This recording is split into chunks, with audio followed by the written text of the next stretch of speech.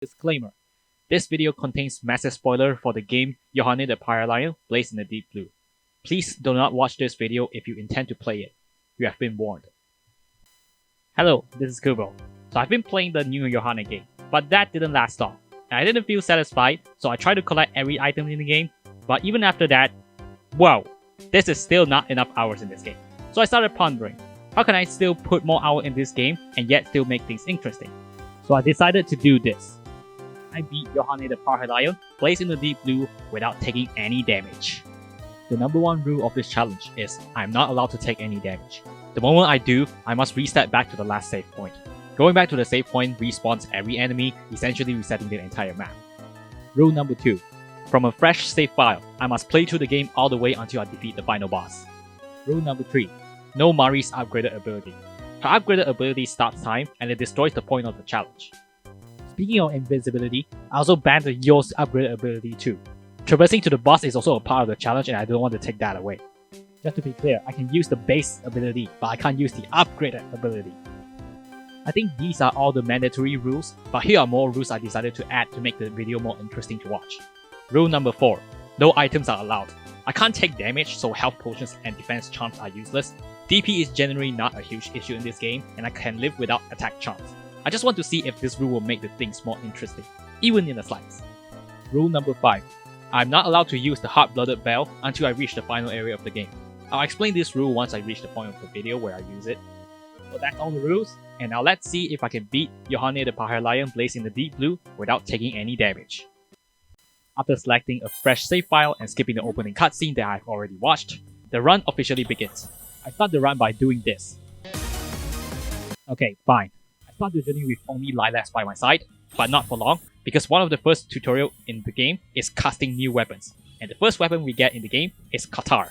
For whatever reason, this weapon is one of the best weapons in the early game in terms of damage per second. It comes out very fast, just like Lilaps, and it allows quick firing between Lilaps and the weapon. The only downside is its range, so I will use this weapon for quite a long while for this challenge, until I can find a weapon with much better power. Also, I'm very worried about one particular aspect of this challenge. An enemy that normally needs 2 attacks to kill, sometimes needs 3. That's why I got the hit right there. This is damage variation. Your attacks can deal 40%, 60, 80, 100, 120, 140, 160, and 200% for critical hits. There's always a chance I land a 40% damage hit, which can ruin the run. So I decide to be extra careful because RNG can screw me over at any time. Overall, there's nothing really worrying at the start of the run as long as I'm careful, especially because this area and the next are available in the demo, so I'm very familiar with them. I did not take any damage until I reached the first purple gate of the run. I enter the gate and a pink monster greets me inside. This is the first boss of the run. It has a few attacks. It always starts by shooting out a few rocks that I can destroy with attacks, and then it can also summon lightnings which are very easy to dodge, and then it will try to suck me in, so I will need to pace my attacks for that. But other than that, there's not really anything dangerous in this phase. Don't overcommit, and I can deal consistent damage with Lilacs and Katar's fast attacks. It enters phase 2 and it will summon lightning non-stop. I just need to dodge the first lightning by staying in the air with my attacks, and then dodge the lightning after. Rinse and repeat, the first boss will be down in no time. First try of this boss without damage. This run is going well.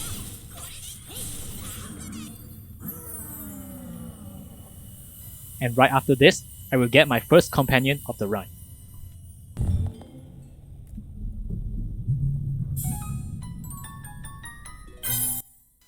First companion is none other than Chica.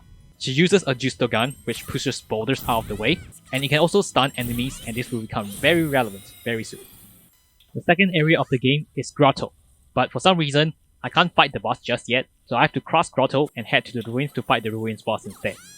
There's nothing really noteworthy about this part of the run just yet, and I've managed to get to the boss safely without taking any damage. Here comes the second boss, the Beetle Warrior. This boss has huge lance attack that can be dodged by crouching.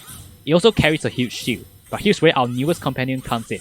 If you hit the boss while it has its shield up with Chica, you can stun the boss and this gives you a huge opening to deal damage. If you have the correct RNG, the boss will keep getting stunned by Chica and you can keep dealing damage without the boss ever attacking you. This is what I got right here. So I turned this fight into an entire joke and the boss never get to attack me. Another one. And another one. And fight is over in no time. But this is not the end because it manages to escape. Well, at least I get to progress in the run for now. The rest of the run is also smooth, up until I hit this room.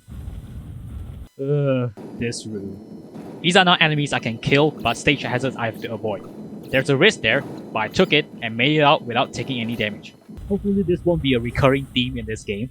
Immediately passing that room, I get to the second boss room. Oh look, it's the beetle again. This time it also has the same moves, but the difference is the floor has slightly different elevation. Not to worry though, because this boss is still a joke under the hands of Chica's Justogun. It's the second boss, and I still have not taken a single damage until this point of the run. Hopefully I can keep this streak going. And oh look, the beetle managed to escape again. I swear, this guy is not a beetle, it's a cockroach. No way it can survive this many attacks without dying. Oh well, at least I can keep progressing. Nothing in this world is going to stop me. Absolutely nothing. Are you sure about that? Oh my god. Stage hazards again. This part, unlike the last part, requires jumping over every single boulder that comes down my way. It is very prone to mistakes, and this is where I finally took the first damage from this run. Yep, it's bound to happen. It's bound to happen. I took my first damage from a stage hazard, not from any enemy. I should have just crouched. My bad. Missed the timing again. So this part gave me 3 resets. Oh yeah, by the way, I like to talk about this room. Well, they just spawned a bunch of shield beetles that don't attack you, which is perfect for my no damage challenge run. I can just ignore them and press forward. I reach the third boss room in the ruins and meet my old friend again, Mr. Cockroach. The elevation is also different in this room, but what's the point of a different elevation when it doesn't change anything about this fight? The only change that affects the gameplay is the health of the cockroach, which is longer than the previous 2 rooms. I say this Kagebushi no Jutsu ability this cockroach has is the only time where I actually have to dodge properly, and maybe his lance attack, like there, where I have to crouch. But other than that, no, I didn't really need to dodge at all. But, whatever. That was just me ranting. Anyway, I got the second boss down, but what comes next is one of the most annoying areas in this run. But before I talk about that area, we have someone new who is going to join us. Kanan. Her ability involves crushing stones so I can pass, and I can also use this to attack enemies as well. But for my personal evaluation of this character... I'll talk about this in the future. Anyway, here comes the next part of the game, the Sunken Volcano. This is when traversing to the boss gets really annoying, and it's for one simple reason. Yep, lava.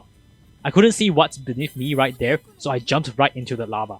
But this gets much worse later on when there are enemies in regions of lava. And the enemies are also bad. Right there I want to jump over the platform, but guess what? It blocks you from landing. But this pales in comparison to the worst thing the Sunken Volcano does. It lacks my PC. No joke. Why the hell does the particles and effects of this region need so much of my GPU and CPU to render? This game has pixel graphics. My PC didn't lag in the regions before. Anyway, I took damage to the vine monster like an idiot and now I have to do another reset. After that mishap, I reached the safe room, but the next part poses some challenge. First we got rooms with lava, crumbling platforms, and enemies, and I have to get through all of that while my PC is lagging. And then there's this guy, a giant sardine orb. This monster has homing attacks because that's always fun to deal with.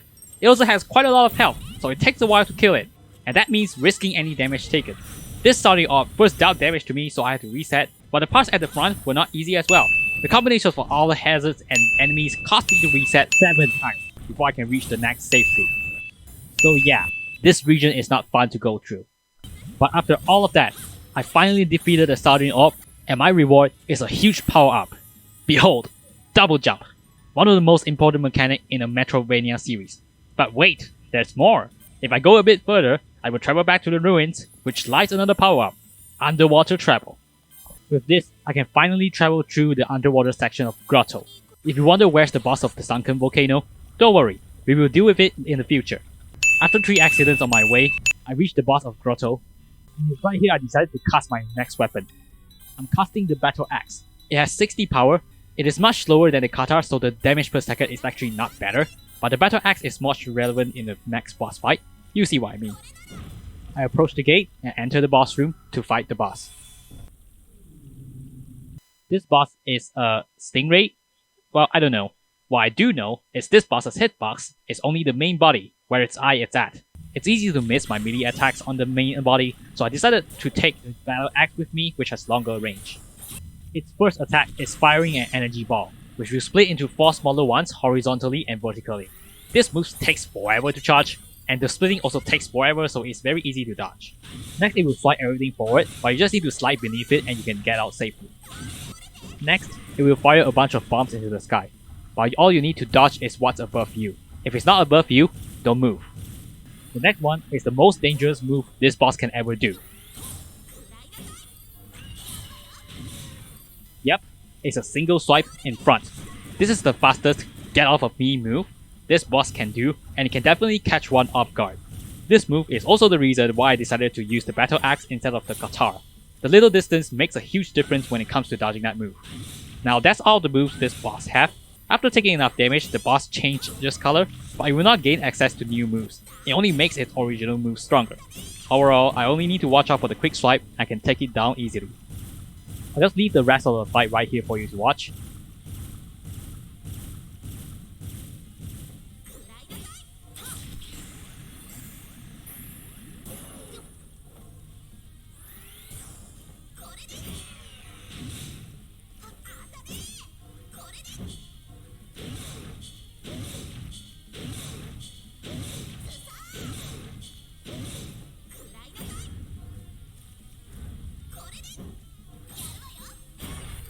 Just like that, I took down the third boss.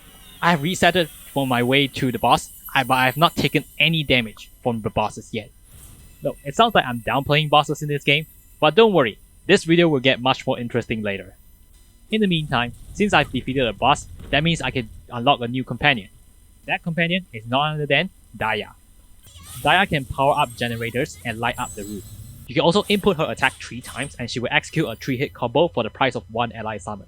Also, you can weave in your weapon attacks when she is performing her second and third attack combo. This is like the upgraded version of Lilaps and Katana combo in the early game, and it deals a ton of damage. Also, Daya's lightsaber deals lightning damage. Now, elemental damage is not relevant at this point in the game, but it will become relevant later. But next comes one of the worst enemies for this challenge. These stupid orange eels will spawn from holes in the ground, and if you are not careful, you will run into them and take damage.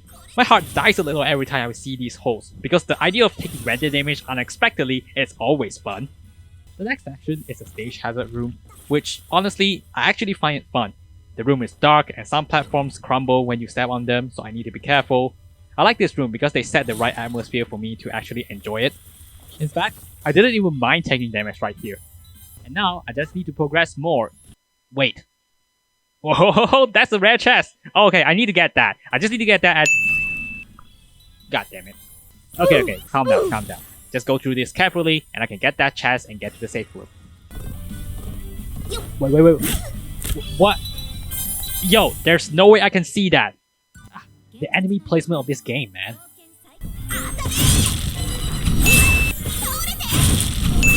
Okay, I don't know why I'm playing cats with this guy, but I'll just skip that and use Chica instead. Okay, I'll enter this portal and see what this portal got for me. No.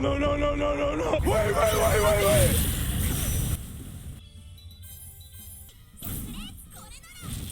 Oh my god, he just barely escaped the hitbox. Thankfully, I didn't meet the starting orb the second time I go into the random portal, so now I can go to the safe room and get my next upgrade. Wall jump and wall climb. I can move much freely now that I can climb walls and jump on them. The next part is where things get interesting. They are absolutely relentless machine guns, and they won't let you get close to them at all. Normally I can approach it if I have Ruby, but I don't have her unlocked yet, so right now I need to find another solution. There's this weapon called Mystery that can pierce through terrains and any projectiles, so I just cast that, and I'm allowed to deal damage far away. So this dude over here, I need to time my jump, but other than that it doesn't pose much of an issue. And just like that, I reach the gate of the boss room. Alright, let's do this.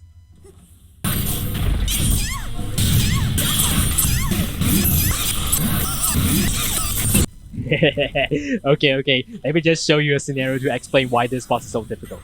So, he will ask you if you are approaching him instead of running away, and then you have to approach him, because if you don't, you can't beat him. And then he will allow you to approach him, only for him to do this. So, Many bosses will detect the player in front and stop their movement to attack, but not this boss right here. He does not care about your personal space, he just wants to kill you.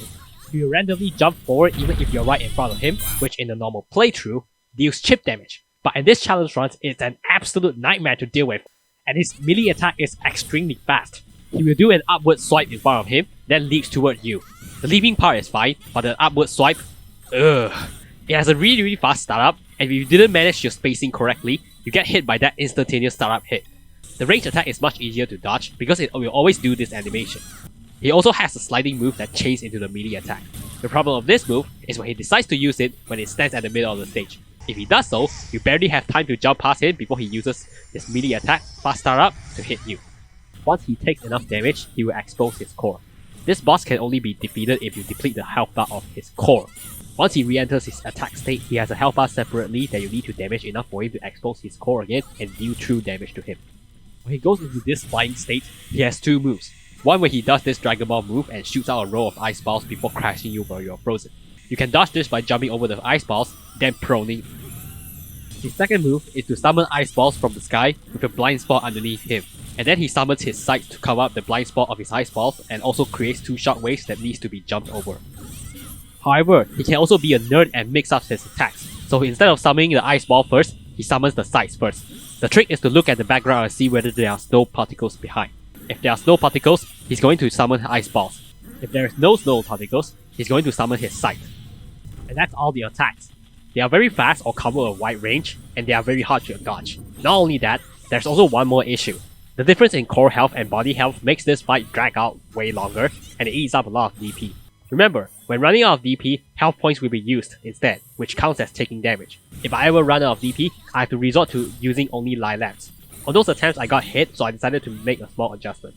I will fight with Lilaps and Great Axe, but once my DP goes too low, I will switch to the MVP of the early game, Qatar. And that proves to be good. After 21 tries, I finally defeated this boss and I can finally proceed in this run.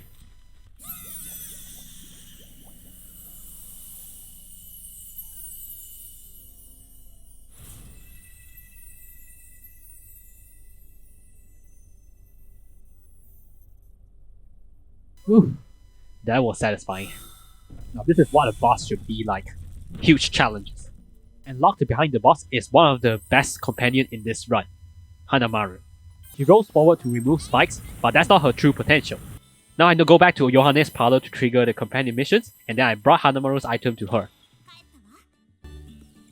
ヨハネちゃん、おかえりずら。またお菓子を持ってきたずらよ。お菓子じゃなかった。こっちも花丸にプレゼントがあるわ。え、マルに？じゃーん、ノート PC。未来ずら。そう、これこそ文明の最先端。前にチラシ作りが大変だって言ってたでしょ。これがあればちょっとは楽になるんじゃない？使い方は自分で頑張りなさい。Okay. She's definitely gonna make those herself. Yep. Now I can go back to the Sunken Volcano to fight the boss. After needing 3 resets in the Sunken Volcano, well, because it's Sunken Volcano, I finally reached the boss room, and now it's time to show you the power of Hanamaru's Star Bomb. Okay, so I'm just gonna dodge this and wait for the boss to go to the center.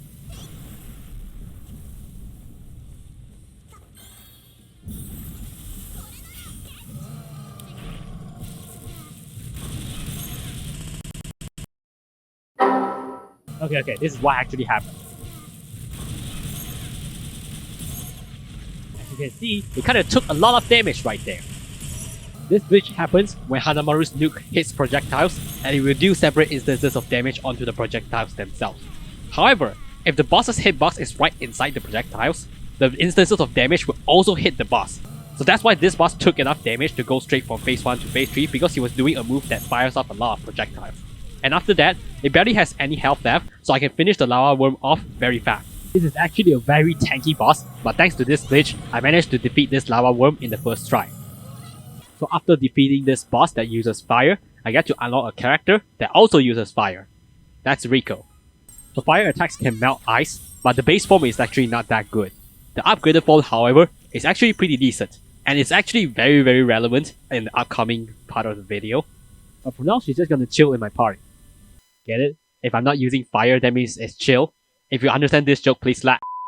Anyway, I reached the Sea of Trees, delivered Rico and Dayas' item to unlock their special ability, reset 3 times to reach the boss room. This boss has many movesets. It will burn the ground, which can be jumped over. It also summons rocks from the sky, but when it does this, its hands will extend in front, which can hit you. It will then run you over, but you can double jump across it. It will also summon metal pikes from the ground. Once it takes enough damage, it will fly out and do an airstrike. Run to each end of the arena quickly to dodge this.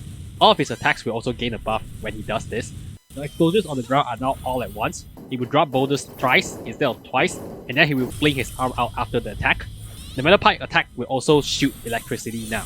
But overall, the movesets are actually very easy to learn for me, and it only took me 5 tries to beat it, mostly because I forgot what it does at first. Even after I run out of DP at the end I have to use slide lefts only, it still didn't give me much trouble. Easy boss, for how far it takes to get here. Anyway, I unlocked the companion, Yo. She can fire Yohane in a cannon. This is a utility skill, but it's dangerous to use this without knowing what's ahead, because I can bump into an enemy. I also banned the upgraded ability in the rules, so she will see few users in this run. But now with Yo's ability, I can go back to the Sunken Temple, go to this room, and use Yo's ability to fire me off to a platform, which unlocks the 4th accessory slot. The next area is Coral Hills. Well, at least this place is not Sunken Volcano, surely this won't be as bad as that.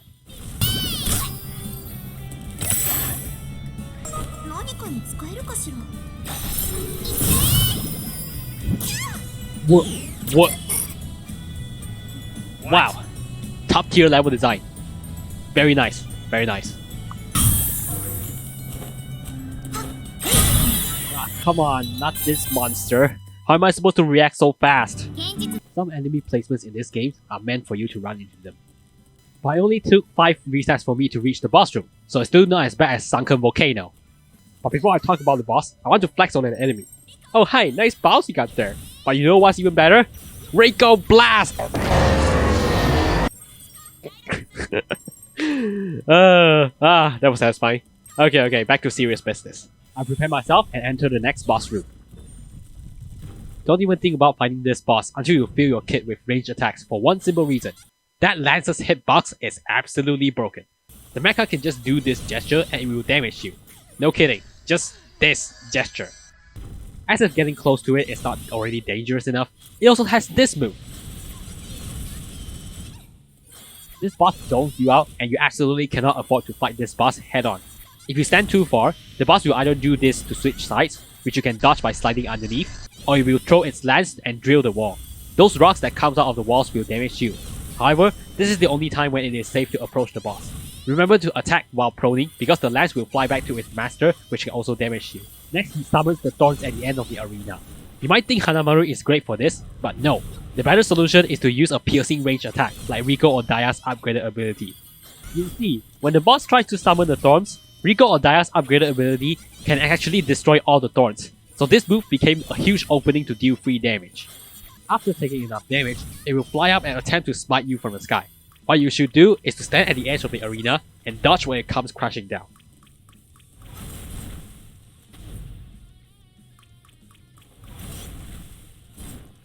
Overall, this boss is not good at countering the player standing at range, so in my 5th try, I cleared the boss by spamming Rico's skill non-stop. Unlike the last boss, this time I don't run out of DP because I got the 4th accessory slot. I highly recommend using Daya over Rico because Daya is much faster DPS wise. With the boss down, I can unlock the next companion, Ruby. Her skill blocks projectiles. Also I wonder, this enemy is supposed to be defeated with Ruby, right? So why did we see him earlier in the run, when there's no way to get Ruby? Like seriously, what is wrong with the enemy placement? Anyway, you can also cancel the skill earlier than its full duration. This sounds very useful, but it has one huge flaw. While Ruby is on the field, you cannot summon any other companions. I have one last companion to save, and I will need to find her in the crystalline grotto. But of course, this place wouldn't let me go without adding a stage hazard.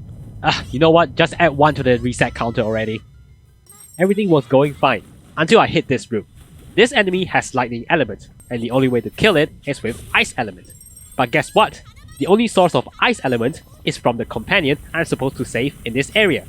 So there's no way to kill this enemy at this point of the game. The only way to not take damage is to time Yo's cannon correctly, which, mind you, has a timing that is only slightly better than the IQ of the person who designed this room. And they purposely designed the seating like this, so you can't float across it. Have I told you that I love this game? Like seriously, I'm having so much fun right now. For my second try, I managed to get the timing right, and I can get as far away as possible from this stupidity. It took me 4 resets to reach the boss room in this area, which, mind you, should have been 3. Alright, here comes the next boss. This boss holds a crystal ball in her hand, and she's all about ranged attacks. Now you might think that Ruby is very good here because she uses ranged attacks, but that's not true. Ruby still has one big flaw. When she's on the field, you cannot use any other ally. Your ally is the best way to damage the enemy, so you are better off using an ally that damages the enemy than to use Ruby to protect yourself. So ending the fight faster by using a damaging ally is much better than using Ruby and then delaying your DPS, causing an increased risk of taking damage. As for her attacks, it's very hard to explain in words due to the different directions she fires her attack, so I'll just show you the entire fight instead.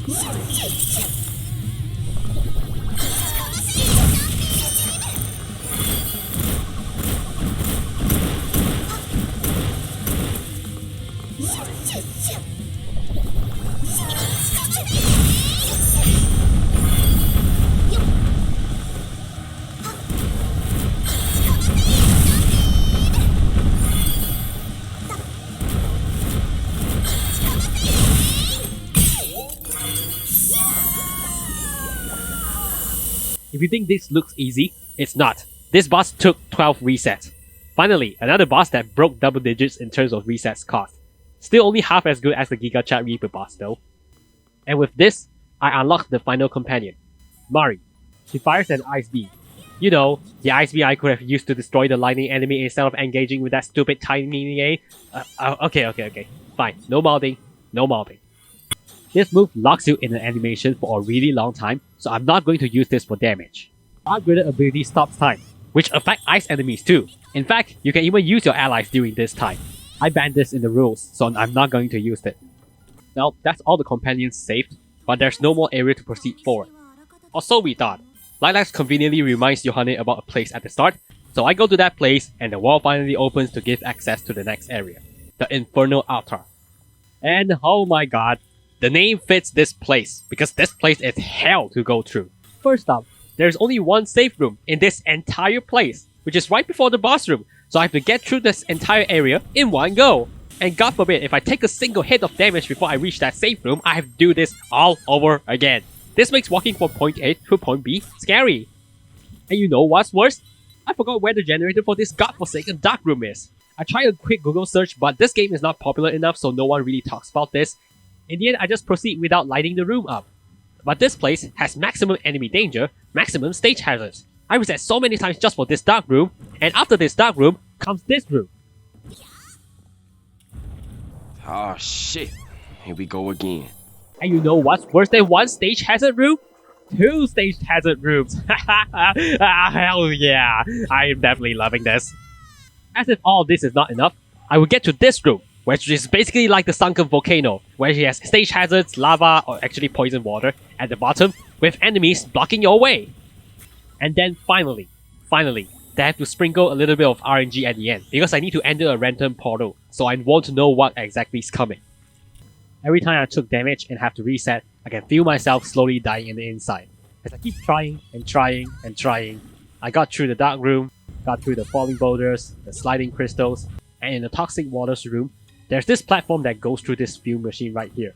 The fuel machine for some reason never stops, so I got hit by it. I opened my menu about to reset just to see that my health bar is still full.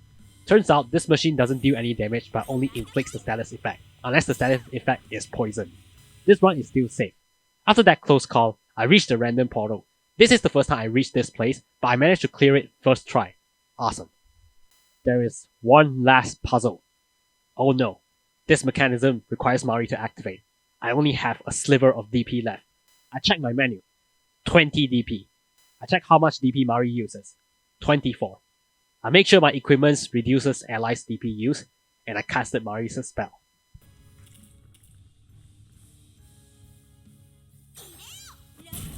Yes! Finally! I reached the safe room. Nothing's more satisfying than seeing my DP go up. My god. I finished the gauntlet in the Infernal Altar. This grueling process took 12 resets. But that's only the start of the insanity in Infernal Altar. Because what comes after is an extremely tough foe. This boss, Cthulhu. Just to illustrate how hard this boss is, I'll show you his first move. You do need that edge guard, and I think you should take me seriously, because look at the scoreboard right now. Yeah, I got numbers on the... Yo, did he just walk up slowly and down smash? And then it will dive into the ground, follow you around, and attack you with its tentacles and inflict solitude, which turns you into an edgy Bane kid and now your friends don't want to talk to you anymore. And then you have to use a normie potion, yes, a normie potion, to cure yourself. Yeah, so it is canon that solitude turns you edgy and the antidote turns you back to normal. It can also slam you from the sky, which has this annoying shockwave that I keep getting hit by. And then it conjures armor for one of the 3 elements. Fire destroys ice, ice destroys lightning, and lightning destroys fire. This can stun the boss, but only if you break the armor while it is conjuring. Otherwise, it will just break the armor but not stun. This armor, by the way, heavily reduces damage taken, so you really want to break it. That's why I highly recommend using an elemental ally like Daya or Rico for this fight. You can also do this move, which summons Tornado to try and suck you in, but you can just use Yo's cannon to shoot yourself out, and then you are free to deal free damage. The timing for you to switch to Yo and fire yourself out is very wide, so there's a lot of time for you to do that, and then a lot of time for you to deal damage as well. Once it takes enough damage, it will reach phase 2, and it will start doing this move. When you do this move, you need to get Hanamaru out ASAP because of those thorns at the ground. Make sure to dodge all the projectiles, use Hanamaru's skill twice, and then you can get out safely.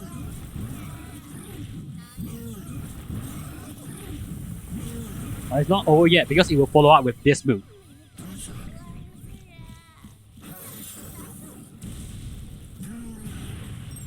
From now on, I want to end the fight ASAP because he becomes very aggressive. The main reason is when he's doing any attacking move, there's not really any window for me to punish, so I can just stay there and try and dodge while he just attacks me all the time. As you can see from this move, I have to just keep hanging on the wall while I can't attack. And now I can finally counter with Chica, but then after this, his next attack damaged me. I can counter with Ruby's skill, by the way. Anyway, this is the full fight where I finally cleared this boss without taking any damage. It might look easy, but trust me, it's not easy. Try and guess how many resets this took me. I'll tell you by the time this fight ends.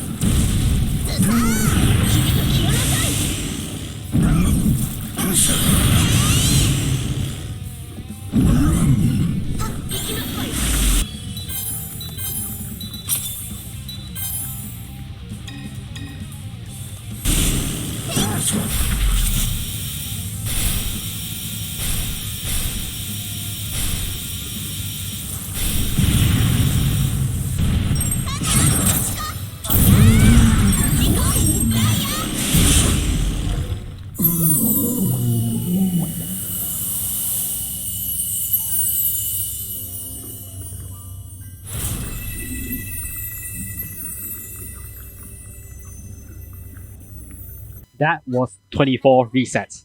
Finally, a boss that gave me resets that can rival the Reaper. And now I can head to the final area of this game.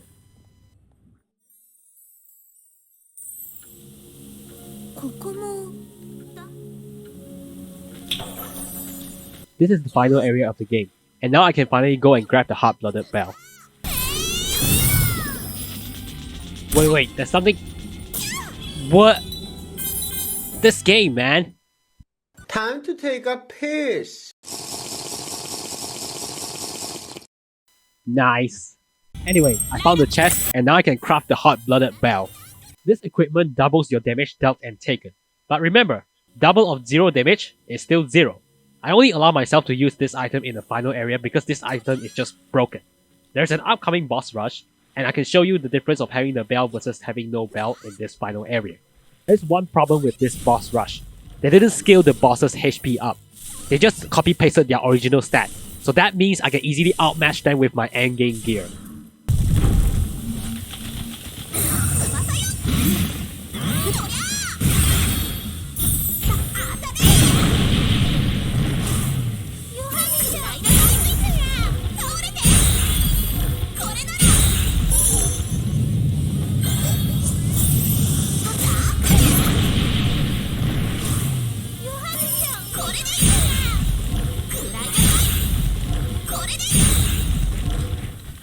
The Reaper that gave me a huge trouble is now a total pushover because I can permanently stun lock him.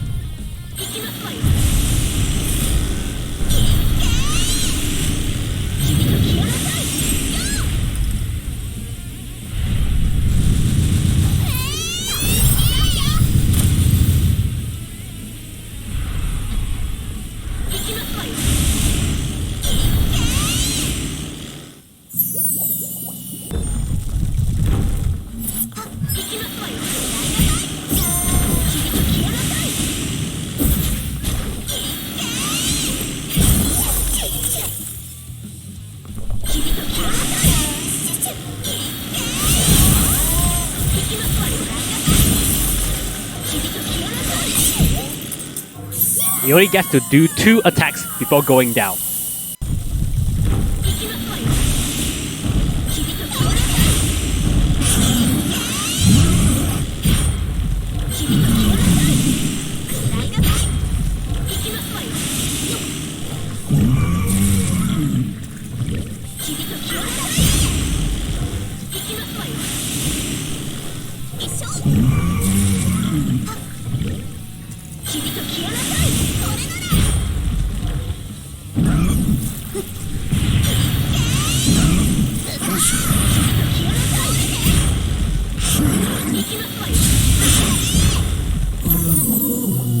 And Cthulhu didn't even get to go to phase 2 before dying. This entire boss gauntlet took me 2 resets. 2! Yes, that's right. Now I hope you understand why I added the hot-blooded bell rule. Remember I said I'll tell you my personal evaluation of Kanan? Yeah, she's horrible. She has horrible DPS, she's summoned at a certain distance so it can be quite janky to use, you're better off using an actual ranged attack, it takes forever for her to land, she takes a long time to go away so I can use the next ally, and these are all the reasons why it is so hard to hit the Cthulhu while it is underground, even though this attack is supposed to stun him, and why I didn't recommend using her even in that fight. The upgraded ability doesn't always help hitting it too. And with that, I entered the final safe room in this run, and I entered the room that will seal my destiny.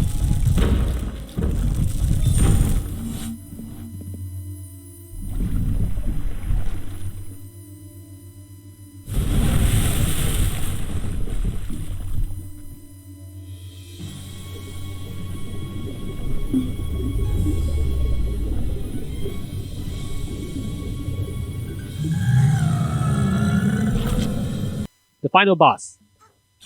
And yeah, you don't need me to tell you that it is difficult. First up, you don't get to damage him whenever you want. He gets to decide when you can damage him. It has over-the-top attacks that are very hard to react to, even if you have full knowledge of how to counter them. Sometimes it's just so fast or the dodge timing is so tight that you just have to accept that you will get hit. And that's the problem. I don't have a reliable strategy, so my only strategy is I need to end this fight ASAP, but this task is not easy even with the hot-blooded bell. Daya's upgraded ability has the best DPS in the game, and that's the main source of my damage. I will squeeze out as much damage as possible in the shortest time frame possible to prevent myself from taking damage, and then I can finally enter phase 2.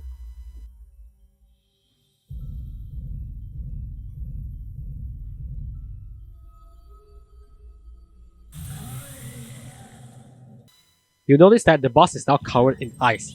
It gains an innate ice element, and now Rico's fire ability deals double damage to it. Still, it gets access to a completely new moveset, so what you know in phase 1 are all thrown out of the window. The moves are now even harder to dodge, the timing to deal damage is now even shorter. The whole experience just feels like if I don't kill them fast enough, I'm gonna take damage and I have to reset the run. Hey, future me here. Turns out there's a video out there that shows all the moveset and how to dodge them. Yeah, I feel stupid for not trying to search it up before trying to fight this boss. This took me so long, and so many resets, but eventually, the run that got me the win is the run that had the worst start I've ever seen.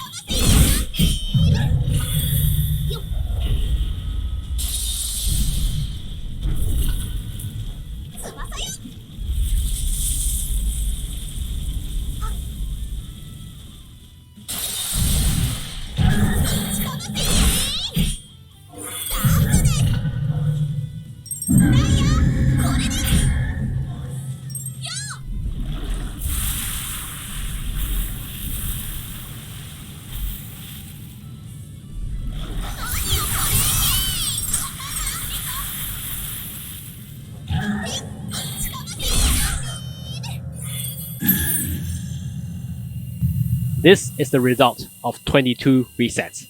After 144 resets, I finally beat the game. And I have 4 hours, 25 minutes, and 6 seconds of recorded footage.